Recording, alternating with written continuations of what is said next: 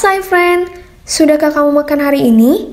Ngomong-ngomong soal makan, Psy Friend tahu nggak sih? Sebenarnya ada proses yang terjadi saat kamu makan. Proses makan berarti mengunyah, menelan, mencerna. Bukan.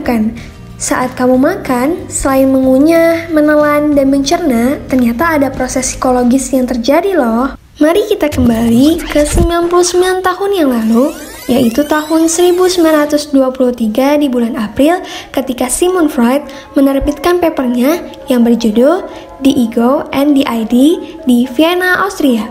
Ternyata, kalau kata Freud, struktur kepribadian itu ada 3, yaitu ID, ego, dan superego. Di papernya, Freud menyatakan bahwa dalam diri kita ada sebuah struktur bernama ID. ID ini bekerja dan menganut prinsip kesenangan. ID secara nggak sadar mencari kepuasan secara instan terhadap keinginan dan kebutuhan manusia. Jika keinginan dan kebutuhan ini nggak segera terpenuhi, seseorang bisa jadi tegang, cemas, ataupun marah.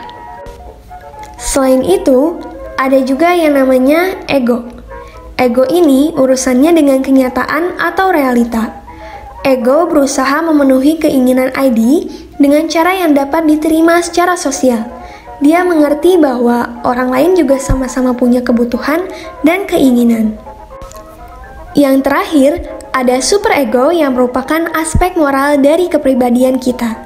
Superego didapat dari pengasuhan orang tua atau norma dan nilai di dalam masyarakat tentang apa yang benar atau salah. Superego ini sangat mementingkan peraturan, moral, dan norma. Bentar. Apa hubungannya teori psikologi yang umurnya hampir seabad ini dengan makan sih? Coba bayangkan ketika kamu makan malam bersama keluarga. Kamu merasa lapar yang teramat sangat. Nah, disinilah ID yang akan mendorong kamu untuk segera memenuhi rasa laparmu.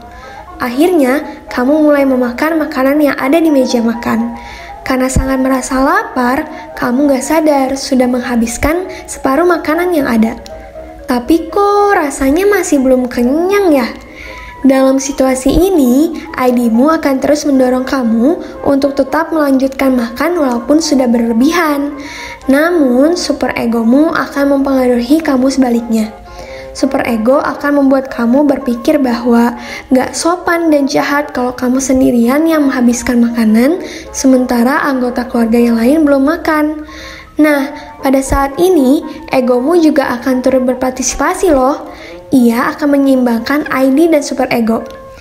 Ego akan melihat realitas yang terjadi. Kira-kira kebutuhanku sudah terpenuhi atau belum ya? Bagaimana dengan kebutuhan anggota keluarga lain? Apakah aku harus melanjutkan makan atau tidak? Jangan salah, Psy Friend. Kenyataannya, proses ini terjadi secara kompleks. Prosesnya nggak cuma munculnya ID, lalu disusul dengan superego, kemudian ditengahi oleh ego.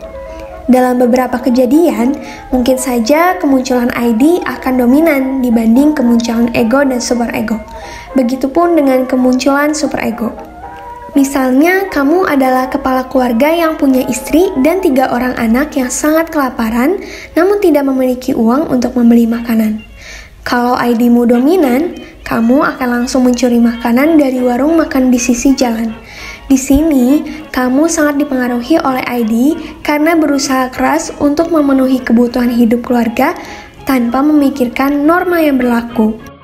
Masih dalam proses makan, contohnya ketika kamu merasa lapar dan memutuskan untuk makan di suatu warung makan, disinilah kamu didorong oleh ID untuk segera makan. Tapi, ketika makanan sudah dihidangkan dan siap untuk dimakan, tiba-tiba datanglah seorang ibu dan anaknya yang bilang kalau mereka belum makan sejak kemarin dan meminta kemurahan hatimu. Kalau superegomu dominan, kamu akan memberikan semua makananmu kepada sang ibu karena berpikir bahwa dia lebih membutuhkan makanan. Perilaku ini didominasi oleh superego. Kamu mengesampingkan ID ataupun kebutuhanmu untuk makan saat itu karena ingin membantu orang lain. Nah, Psy Friends, proses psikologis yang terjadi saat kita lapar ternyata rumit juga ya. Kira-kira Psy Friends di sini kalau lapar bakal milih ikutin ID atau super ego? Coba kasih tahu di kolom komentar ya. See you.